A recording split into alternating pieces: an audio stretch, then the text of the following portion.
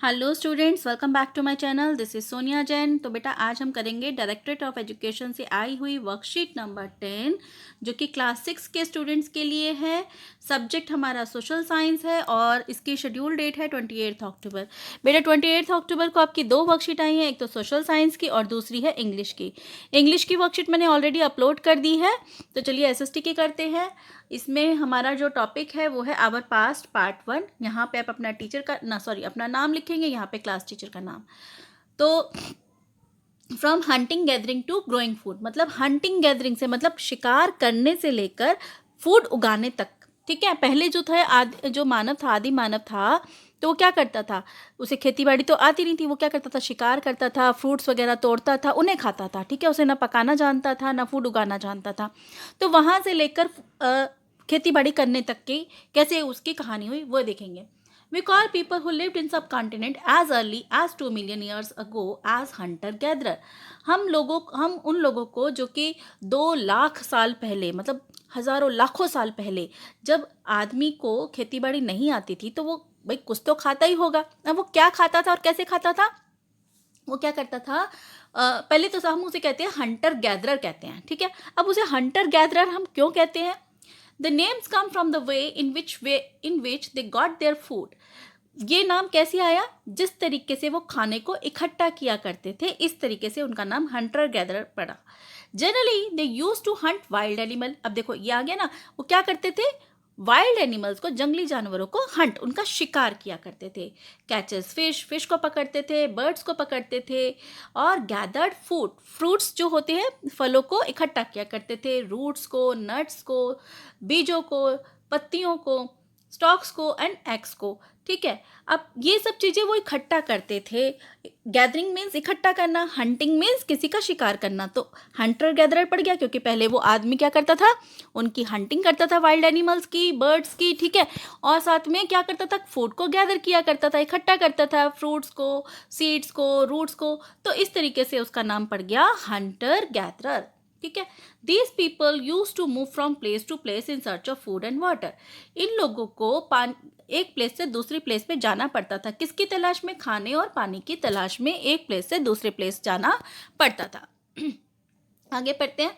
Hunter gatherer use to move from place to place, there were several reason for doing so.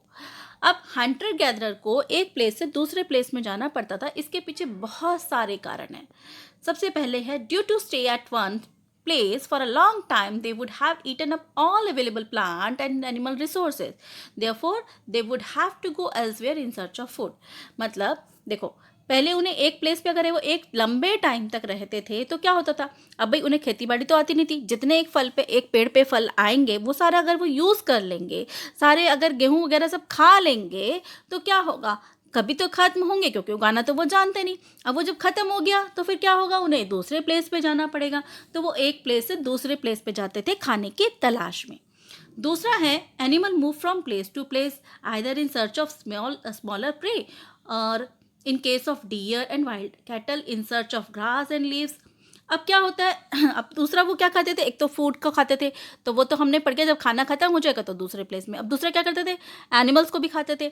अब अगर animal एक स्थान से दूसरे स्थान पे जाते थे, क्यों? क्योंकि उन्हें खुद को शिकार करना होता था। ठीक है ना, जैसे अगर हिरन है या वाइल्ड कैटल है, तो कैटल है तो क्या करेंगे, वो ग्रास खाएंगे। ग्रास अगर मान लो एक एरिया की खत्म हो गई तो दूसरी जगह जाएंगी कैटल्स। अब अगर कैटल्स दूसरी जगह चली गई तो हंटर गैदरर को कैटल को खाना है तो वो क्या करेंगे, उनके पीछे दूसरी जगह उन्हें जाना पड़ेगा।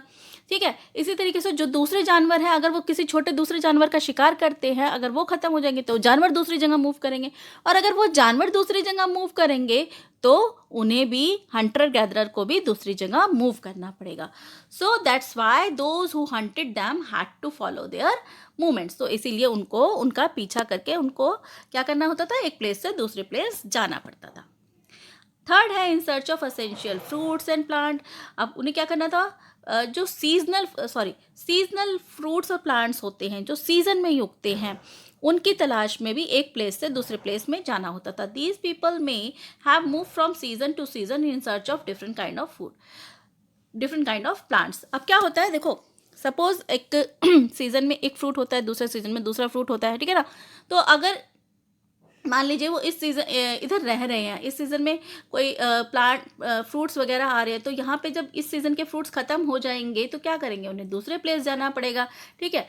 फिर जब उस सीज़न के फ्रूट्स ख़त्म हो जाएंगे तो वापस वो इस सीज़न के लिए जिसमें वो फ्रूट्स होते हैं तो वो वापस आ जाएंगे। तो ठीक है, तो सीजनल फ्रूट्स खाने के लिए भी उन्हें एक प्लेस से दूसरे प्लेस जाना पड़ता था।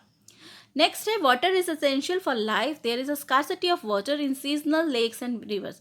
अब पानी की तलाश, जो पानी है वो भी लाइफ के लिए बहुत ज़रूरी है। अगर पानी सीजनल लेक्स होती हैं या रिवर्स होती हैं जो कि बारिशों से भर जाती हैं, तो अगर ख़त्म हो जाता है तो उसके लिए भी उन्हें पानी ख़त्म हो जाएगा, तो पानी तो पीना चाहिए। तो पानी पीने के लिए पानी होना भी तो चाहिए। जब ख़त्म हो जाएगा तो उन्हें क्या करने का, दूसरी जगह ढूंढेंगे। तो they would have to move from place to place in search of water. उन्हें पानी की तलाश में भी दूसरी जगह जाना होता था। So thus we see that the hunter-gatherer moved from place to place to fulfill the basic need of life like food and water. तो उन्हें अपनी बेसिक नीड को पूरा करने के लिए, खाना और पानी की बेसिक नीड को पूरा करने के लिए एक जगह से दूसरी जगह जाना होता था, ठीक है, मूव करना पड़ता था। अब आगे पढ़ते हैं। क्वेश्चन है why did hunter gatherer use to move from place to place. Hunter gatherer को एक जगह से दूसरी जगह मूव क्यों करना पड़ता था। तो बेटा यहाँ पर हमने देखो इतने ये 4 पॉइंट्स पढ़े हैं, ठीक है। Hunter gatherer use to place, move from place to place, there were several reason. ये 4 पॉइंट्स आपको लिखने होंगे, ठीक है। ये वैसे ये क्वेश्चन आता ज़रूर है एग्जाम में, ठीक है, और ज़्यादा ही मार्क्स का आता है, तो 4 मार्क्स का आता है, तो आपको ये चारों पॉइंट्स लिखने चाहिए। बट अगर आपसे लर्न नहीं होता और आपको शॉर्ट आंसर लिखना है तो आप ये लिख सकते हैं कि hunter gatherer move from place to place to fulfil the basic need of the life like food and water. तो यहाँ से यहाँ तक आप ये लिख लेंगे। बट ये 1 नंबर का होगा बेटा।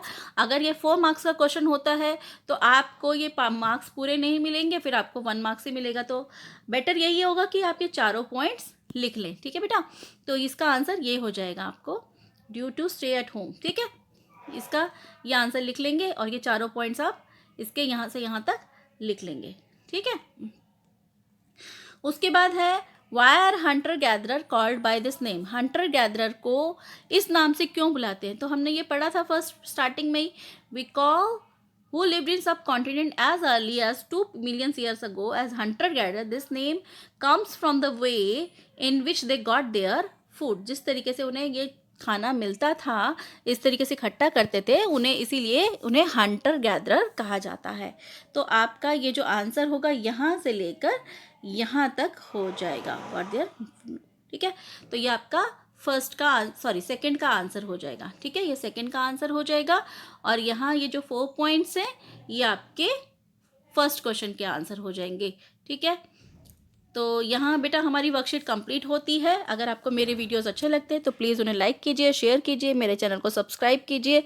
सब्सक्राइब करने के बाद बेल जो आइकन है उसको ज़रूर प्रेस कर देना, सो दैट कि जब भी मैं नेक्स्ट वीडियो अपलोड करूँगी तो आपको उनका नोटिफिकेशन मिल जाए। So stay tune for more videos. Till then bye bye.